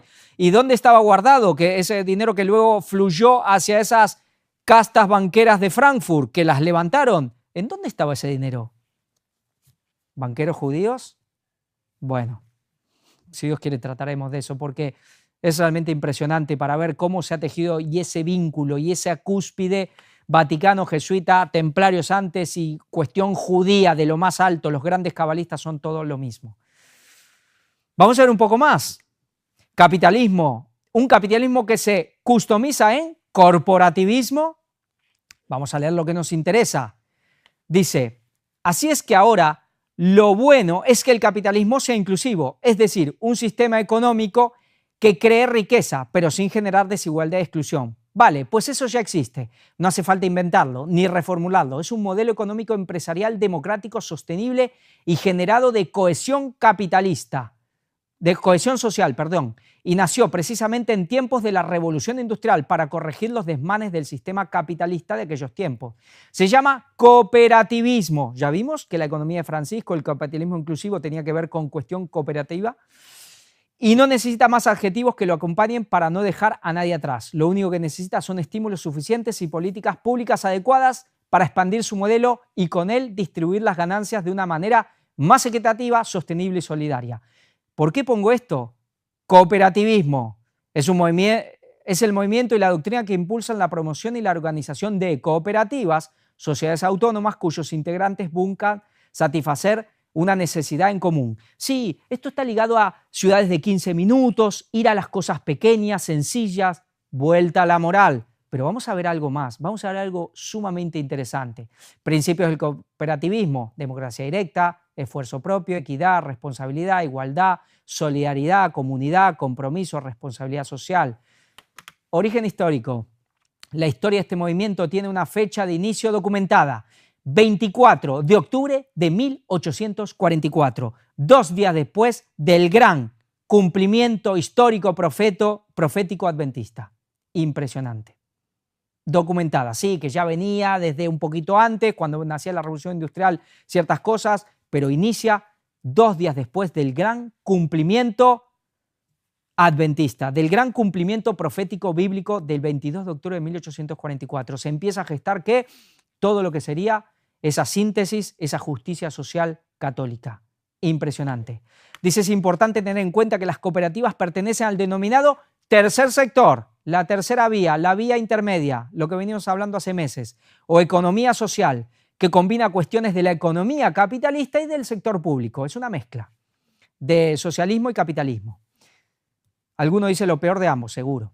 El cooperativismo en este marco constituye una corriente que va más allá del capitalismo, ya que no está basada en la generación de ganancias, lucros, sino en la satisfacción de las necesidades de la gente. Vamos a ver algo más para ir viendo lo que ahora está haciendo el poder, el Vaticano, Estados Unidos, el poder. Wikipedia, nada más. Aquí tenemos, símbolos de escudos gremiales de la época. El corporativismo es una doctrina política, económica y social surgida en Europa a mediados del siglo XIX como alternativa al liberalismo y al socialismo. Ha sido calificado por ello como el tercer ismo, la tercera vía, que proponía un modelo de producción capitalista de tipo corporativa, ya que apostaba por la creación de corporaciones inspiradas en los gremios, los sindicatos, ¿no?, qué poder que van a tener, de las sociedades preindustriales, en las que se encuadrarían Antes los gremios eran los constructores, los canteros, que eso se transformó en ¿qué? En sociedades secretas, ¿no? Con el gran impulso a partir de los templarios que cambió todo el mundo. Y especialmente las sociedades secretas. Y luego Iluminados de Baviera, que le dieron el toque final que hoy estamos viendo. Todo es espectacular realmente cuando uno conoce la profecía bíblica y conoce las cosas. En las que se encuadrarían empresarios y trabajadores para alcanzar la armonía social. En vez de un enfrentamiento, la dialéctica marxista, ese enfrentamiento entre empresarios y trabajadores y obreros, no, una armonía. En contraposición a la lucha de clases del marxismo, eso, la dialéctica marxista. El corporativismo perseguía la puesta en marcha de nuevos mecanismos de regulación de las relaciones laborales que eliminasen los componentes de incertidumbre y conflictos inherentes al modelo liberal, pero dejaba intactas el núcleo central de las relaciones sociales capitalistas, en particular el derecho de propiedad y la subordinación del factor trabajo al capital. Sí, propiedad privada, pero subordinado a un poder político. Con lo cual tú puedas tener tus cosas siempre y cuando vayas por la línea que la política manda, porque si no la política se te mete y te quita todo. Lo dijo Francisco, no es algo absoluto, no es algo sagrado, es secundario. Pero no se puede abolir la propiedad privada. Son muy astutos. Porque si se ponen en contra de la propiedad privada, pues entonces se ponen en contra de manera muy clara del mandamiento de Dios, del no robarás, y quedan muy en evidencia. Por eso el no tendrás nada y serás feliz, mientras el Vaticano esté en el poder, eso no será así. Otra cosa es cuando venga Satanás y quizás ya sea una anarquía total, pero el Vaticano no va a implementar eso. Su formulación inicial fue obra de pensadores antiliberales y tuvo su primer impulsor en la Iglesia Católica. ¿Vemos? Corporativismo, justicia social, capitalismo inclusivo, todo es lo mismo. Lo que dio nacimiento al catolicismo social basado en la llamada doctrina social de la Iglesia, León XIII. El corporativismo vivió su máximo auge en el período de entreguerras, en que al corporativismo católico se sumó el corporativismo autoritario, cuyo modelo fue el corporativismo fascista de la Italia de Mussolini, lo que venimos tratando en tanto tiempo. Esa tercera vía, que hoy se le llama ultraderecha, que son los movimientos que están naciendo, resurgiendo. Se les llama ultraderecha, pero eran esa tercera vía, intermedia, autoritarios. Y las ideas gremialistas de Émile Durkheim, y que fue aplicado por varios países europeos no democráticos como Portugal, Austria, Alemania o España. La Organización Corporativa Nacional de la dictadura de Primo de Rivera y la posterior Organización Sindical de la dictadura de Franco, el nacionalcatolicismo.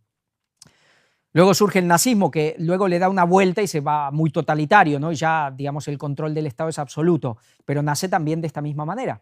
El corporativismo suele asociarse a visiones políticas promotoras de un bien común, predeterminado en rechazo del libre mercado, como pueden serlo el conservadurismo, el fascismo, el nacionalismo o el integrismo. Claro, porque el problema para el catolicismo, del fascismo, de estos regímenes autoritarios es que, claro, el Estado ya era todopoderoso y ellos no quieren eso, lo que quieren es gobernar ellos. El Estado tiene que estar subordinado a la religión, a la Iglesia. Pero el germen lo crean ellos. El 15 de mayo de 1891, León XIII promulgó la encíclica Rerum Novarum. Era una respuesta al liberalismo económico, pero sobre todo a la doctrina socialista de que una clase social sea espontáneamente enemiga de otra, propugnando en su lugar que las clases sociales concuerden armónicamente y se ajusten entre sí para lograr el equilibrio social. El equilibrio, la síntesis, la armonía. León XIII, León XIV, es lo que tiene que generar León XIV. ¿Lo dejarán? Luego comentaremos. Su finalidad sería alcanzar unas relaciones armónicas de cooperación entre patronos y obreros, todo ello sin olvidar el culto colectivo a Dios en el trabajo. En 1931, el Papa Pío XI publicó la encíclica Quadragesimo Anno, cuyas ideas principales coincidían con las expuestas por León XIII 40 años antes, por eso año 40, año cuadragésimo. Para ello postulaba una moralización de la vida económica, cristianización, la cristianización de la economía, por medio de la conciliación de los intereses de trabajadores y patronos, de trabajo y capital, desde la máxima de unión y colaboración, un camino intermedio, donde era necesario que se conozcan y se lleven a la práctica los principios de la recta razón o de la filosofía social cristiana sobre el capital y el trabajo, una filosofía moral económica, hay que volver a eso, y su mutua coordinación, y donde las relaciones mutuas entre ambos deben ser reguladas conforme a las leyes de la más estricta justicia, llamada conmutativa, con la ayuda de la caridad cristiana. La cristianización de la economía. Y vamos ya, sí, aquí ya acabamos lo final. El claro mensaje social de León XIV al elegir su nombre como papa. ¿Y esto a qué se refiere? Dice, el nombre elegido y la trayectoria eclesiástica del nuevo papa sugieren continuidades con el legado de Francisco, quien en sus 12 años de pontificado defendió los derechos de los más vulnerables, pobres, refugiados, migrantes, enfermos, y arremetió contra la impiedad del capitalismo neoliberal. Vemos que en realidad es un continuismo, porque lo que está haciendo Trump, inclusive, al final va por aquí, oponiéndose a ciertas cuestiones. Ahora hay una guerra con Jerome Powell, el secretario de la Reserva Federal, pero en esto, continuismo. Defender a los pobres, los migrantes, los enfermos, los vulnerables. Justicia social. Dice, en las formas, con todo, se advierte una mayor atención que su predecesor a la tradición, que será continuista o será conservador. Las dos, y ni uno ni lo otro. El camino intermedio. El moderado. Algo que agradará a los más conservadores. León XIV apareció en el balcón de San Pedro con hábito largo, sobre pelliz, museta y estola dorada, además con el cordón y una cruz, en una escena que recordaba el primer saludo en el 2005 de Benedicto XVI. En cambio, en el 2013, tras ser elegido, Francisco optó por salir sin esclavinia ni estola, solo de blanco y con la cruz. Por un lado, continuista total a Francisco, pero por el otro lado, continuista a Benedicto XVI. Eso solo tiene una palabra, síntesis, porque era el antagonismo. Lo veníamos comentando ya hace años, cómo ponen a un papa, Benedicto XVI, aparentemente muy conservador, y luego ponen a la antítesis total. Tenía que venir la síntesis, lo venimos diciendo, ahora tocaba la síntesis. Lo estamos viendo, en vivo y en directo. En vivo y en directo, la síntesis. Benedicto XVI, que para los conservadores, en general, los tradicionalistas, es el gran papa, es el que le llaman el catejón, el que detenía el levantamiento del anticristo, lo que dice la Biblia. Es verdad que hay los ultraconservadores, que ellos ya se oponen a todos los papas post del Concilio Vaticano II, pero bueno, esos son un grupo minoritario y quizás eso ya, mira, ya se arreglará el diablo como puede con ellos, pero ellos ahora tienen que ganar a unos y a otros. ¿Pero qué pasará? Vamos a ver algo. León XIV, un nombre que invoca el impulso del catolicismo en Estados Unidos. Y esto es impresionante. Dice, el cardenal Prevost, 267 papa de la Iglesia Católica, gobernará bajo el nombre de León, siendo el 14º papa que opta por este nombre. El último fue León XIII, el cardenal Pecci, que regió a la Iglesia entre 1875 y 1903. León XIII fue además el responsable de la expansión del catolicismo en Estados Unidos.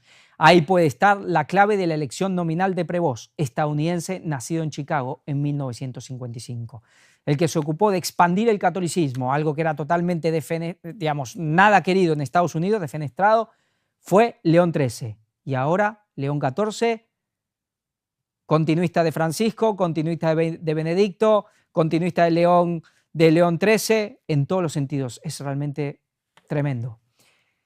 Dice, León XIII también luchó contra una herejía muy particular, el americanismo, que defendía la cesión de la Iglesia ante el mundo moderno. En su encíclica Tastem Benevolantiae, nos trae, dirigida al entonces cardenal de Baltimore, procuraba proteger a la Iglesia del liberalismo. Rechazó frontalmente la idea de que la Iglesia en América sea diferente de lo que es en el resto del mundo. Por eso ahora se habla de la Iglesia América, porque hay que volver a unir a América en un sentido de que América de los americanos, América de Estados Unidos, totalmente. Doctrinalmente impulsó la fe en la Virgen María y en el valor de la oración del Rosario, al que le dedicó más de 10 encíclicas. Totalmente mariano, eso ya lo sabemos. En funciones más políticas que pastorales, León, pensemos en esto, esto es muy importante. En funciones más políticas que pastorales, León IX, hubo un León también, 1049-1054, propició el cisma de Oriente, la división entre católicos romanos y ortodoxos. La historia reservó a su sucesor nominal León X, 1513-1521, un Médicis, otro enfrentamiento con Martín Lutero por la Reforma. Su bula Exsurge Domine condenó como herejías las tesis luteranas. Es decir, hubo un león que hizo el famoso anatema, la excomunión de fue una excomunión de unos contra otros, de católicos contra ortodoxos. Y hubo un león que también hizo el rompimiento ya total contra la cuestión luterana. Tiene que haber un león que ahora dé vuelta a la situación, que propicie no la división más todavía, sino la total reconciliación con ortodoxos y con luteranos, con protestantes. Es probable que sea lo que veamos con este Papa, porque va a seguir la línea ecuménica total. Fijémonos, Satanás lo tiene todo calculado y estudiado. Prevost de tradición agustina, como era Lutero. Además, qué bien más que para ganarse a los luteranos que un agustino, porque Lutero era agustino. Repite el nombre que asumió Aníbal de la Genga, León XIII, que reformó el sistema educativo, también León XII, con el apoyo de los, como no, jesuitas. Algo que mostró Víctor, muy interesante, y el tema de la famosa encíclica sobre la libertad de conciencia, que habló León XIII, 20 del 6 de 1888. ¿Y por qué? El que quiera sumar números, le gusta la numerología, que sume. Eso da 33. Exactamente da 33. Grado masón muy famoso, pero 33 también, 3 más 3, 6. 6 es número espejo de 9. 9 es igual a 1 más 8. 18 es igual a 6 más 6 más 6. ¿Y por qué? Porque esto se presentó cuando hemos hablado de justificación por la fe y 1888, hemos presentado esto, cuando en 1888 se intentó. ¿Por quién? Por iniciativa del Vaticano, movido en Estados Unidos por este hombre que está en el centro, el cardenal James Gibbons, a través del reverendo Wilbur Crafts, este ya era un pastor protestante, y a nivel político por el senador Blair, intentaron mover ¿qué? La ley dominical. Surge. ¿Qué cosa? Surge la encíclica sobre el tema de la libertad de conciencia, y un cardenal, por supuesto, totalmente movido por el Vaticano, empieza a mover la ley dominical en Estados Unidos. En el mismo momento que en la Iglesia de Dios, la Iglesia Adventista, se estaba dando el mensaje de justificación por la fe en toda su plenitud. Sí, más para los que digan, bueno, por eso lo habló Lutero. No, en toda su plenitud. Pero algo que tuvo muchos inconvenientes, como cada vez que se habla de justificación por la fe. Lo más polémico, y ahí se basa nuestra salvación, por algo es lo más polémico. Satanás siempre pone trabas a estos temas. Realmente impresionante. Por eso lo que tenemos hoy, un Papa que busca el equilibrio, la armonía, continuar a Francisco, pero también a Benedicto XVI. Recordemos algo. La última conferencia de noticias que dimos, el título era ¿El último Papa? La muerte de Francisco, ¿el último Papa? ¿Viene el último Papa? Nosotros no lo podemos afirmar esto, porque no hay una profecía bíblica literal en esos detalles, pero sí mostramos cosas que dan mucho que pensar. Y hablamos de profecías católicas, y ahora se está viendo la relevancia de las profecías católicas para entender la agenda católica. Y vemos cómo las profecías católicas, la intención de Satanás, a no ser que ahora cambie de opinión, es que tenía que haber un Papa mártir. Un Papa que tenía que ser asesinado. Y todo pinta que va a ser este. Además sabemos que para que ganarse a los judíos, lo más seguro es que tenga que haber un Papa judío, poder estar en el monte del templo. Pero bueno, eso lo iremos viendo. Pero hay algo muy interesante en las profecías católicas. Ese Papa que es asesinado siempre es un Papa fiel. Pero un Papa que termina aislado, solo, traicionado por la curia vaticana. Es decir, como un Papa que está en medio de una guerra entre dos aguas. Unos que los van a querer jalar para un lado, otros para el otro. Y él que tiene que ir poniendo la síntesis, virando. Pero vemos que no es tan viraje, porque en el fondo esta síntesis, por ejemplo, que es hoy en gran manera con la economía, que es en gran medida la vuelta a la moral, ya es lo que venía planteando Francisco. No da un vuelco a lo de Francisco. Toma lo de Francisco, toma lo de Benedicto, y ahora es que, ¿quién es el fiel? ¿Quién es el bueno? En el catolicismo, ¿es el conservador? ¿Es el liberal? ¿O es el que va a seguir en esta línea? Como Fray León, el que trató de conservar el espíritu de San Francisco Asís. Pero lo que dicen las profecías católicas es que el clero, un clero totalmente corrupto, lo va a traicionar, le va a hacer la vida imposible y al final este papa morirá y Dios castigará al catolicismo con la caída del Vaticano. Y quizás mucho más que solo el Vaticano. Quizás haya ataques a muchas más iglesias. Y esto seguramente se cumplirá. La caída del Vaticano es profecía bíblica. ¿Morirá el papa ahí? ¿Será este? Bueno, nadie sabe si va a estar vivo mañana, no lo sabemos de nosotros. Pero ya decimos, a no ser que Satanás cambie de opinión, difícilmente sea el último papa. ¿Será el papa mártir? ¿Cumplirá eso Satanás? Lo tendremos que ver. Pero cómo todo se está poniendo las piezas para que así sucedan es realmente impresionante. Vamos a ir ya para terminar.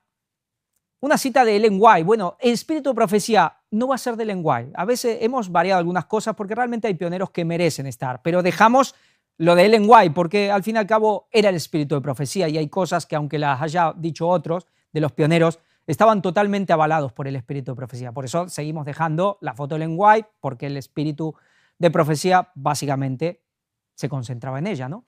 Pero vamos a hablar, que estuvimos hablando de esto, ley dominical y esos tiempos, pues, cómo no, de A.T. Jones, el que se tuvo que ir 2 veces al Congreso a defender la libertad de conciencia. La ley dominical nacional, la argumentación de Jones. Pero no vamos a hablar de tema económico, vamos a hablar de otra cosa, que lo comenté en un momento, pero me gustaba, quería poner la cita para ver que nos puede engañar de muchas maneras. Vamos a ver que la ley dominical en su tiempo quiso ser implementada vinculada a otras cuestiones que tienen que ver con la ley de Dios. Y eso va a venir ahora también. Y en esto, si no estamos claros, si no tenemos una base firme, si no conocemos la historia de nuestros pioneros y esta historia, porque yo les recomiendo a cualquiera que cojan la ley dominical nacional y lo lean, toda la argumentación de Jones, porque es impresionante, no tiene desperdicio.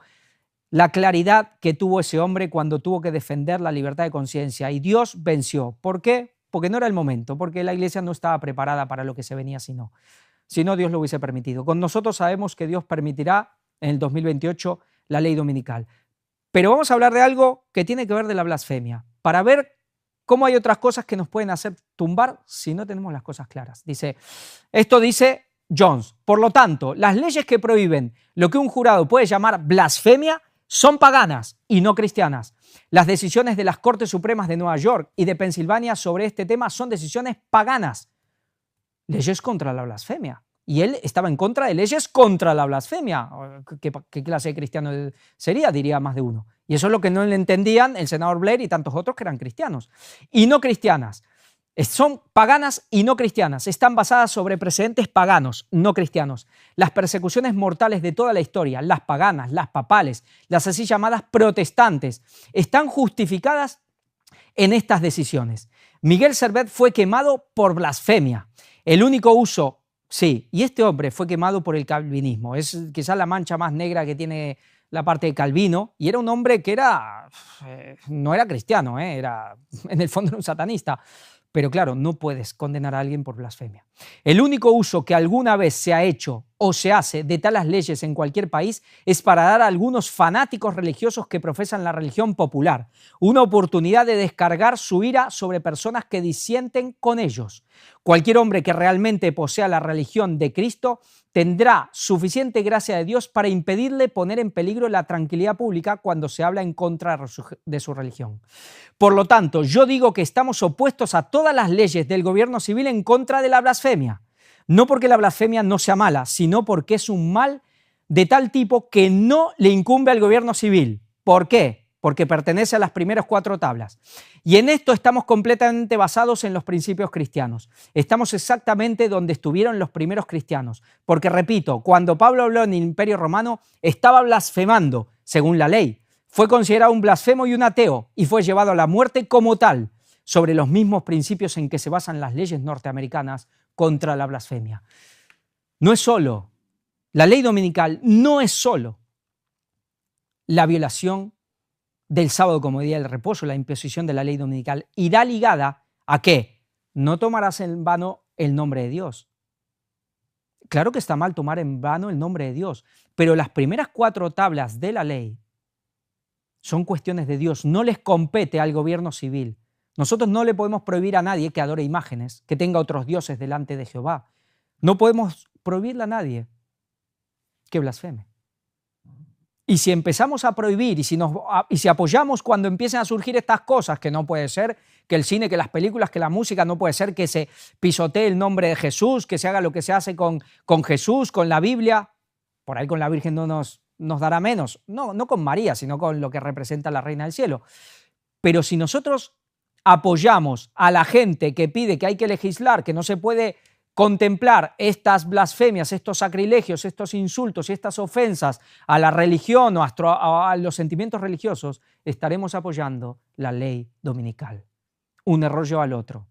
Las primeras 4 tablas de la ley son, por excelencia, la libertad de conciencia. Las 6 últimas tablas, sí, son lo que el gobierno civil puede legislar. Especialmente se basa en no matarás, no robarás, y ya no mucho más, porque bueno, el adulterio hasta antes sí, el mentir, bueno, depende en qué situación. Ahora, codiciar, bueno, el que codicia, codicia, el que deshonra a padre y madre, depende cómo lo haga. Pero esto es muy importante saberlo. Por eso con esto ya terminamos. Esta se nos hizo un poco más larga, porque había mucho material. Veníamos de 2 semanas, bueno, en mi caso Luis ha hecho lo suyo, seguirá, que yo sepa.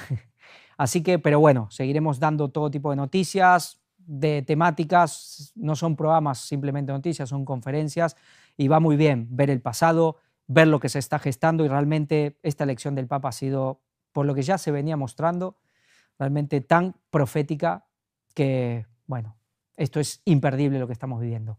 Como siempre, invitamos al canal, a todo lo que tenemos en el canal, y por supuesto siempre muy agradecidos, y también invitar al que quiera colaborar, que Dios lo bendiga y se lo pague. Por eso que, bueno, que tengan a todos un buen comienzo de sábado, los que son hermanos, y los que nos ven pero que no creen en lo nuestro, pues bueno, espero que puedan seguir esto y un día ver que realmente lo que se está mostrando aquí es la verdad de Dios, y que al final Jesús volverá en el 2031, todo se está cumpliendo, la ley dominical va en su curso, a veces parece que las cosas no pasan, pero de pronto y rápido todo pasará. Dios los bendiga. Maranata 2031.